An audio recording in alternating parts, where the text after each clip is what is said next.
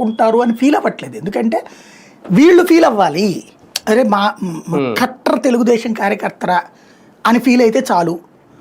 మనకి చంద్రబాబు గారి దగ్గర ఆశీస్సులు ఉంటాయి, అసెంబ్లీ లైవ్ పర్మిషన్స్, లేకపోతే బాబు గారి ప్రోగ్రామ్ లైవ్ పర్మిషను, ఎలాంటి టెండర్లు లేకుండా తీసుకోవచ్చు, అలాగే కావాల్సిన పనులు చేయించుకోవచ్చు.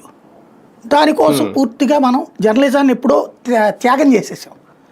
ఇప్పుడు ఆ జర్నలిజపు త్యాగం పతాక స్థాయికి వెళ్ళిపోయి రాజకీయ పార్టీ కార్యకర్తల్లో కూడా, తెలుగుదేశం కార్యకర్తల్లో నాకు తెలిసి నేను గమనించిన సీనియర్లు అందరూ కూడా చాలా జెన్యున్గా మాట్లాడతారు, చాలా జెన్యున్గా మాట్లాడతారు. తప్పున్నది మావాడి దగ్గర, తప్పట్లేదు వాడి మూలంగా ఇచ్చేస్తున్నారు కానీ ఇది తప్పేనబ్బా అని మాట్లాడేవాళ్ళు ఇదివరకు. అలాంటి స్టేజ్ నుంచి ఇప్పుడు కట్టర్ ఫీలింగ్స్ అనమాట.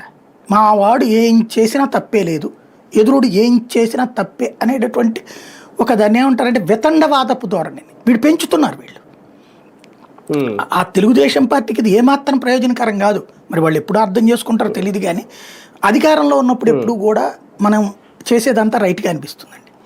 ఇప్పుడు ఫ్యాక్షనిస్ట్ దగ్గర ఉన్నటువంటి నాయకుడు కార్యకర్త ఆడు గొప్పోడనే ఫీల్ అవుతాడు.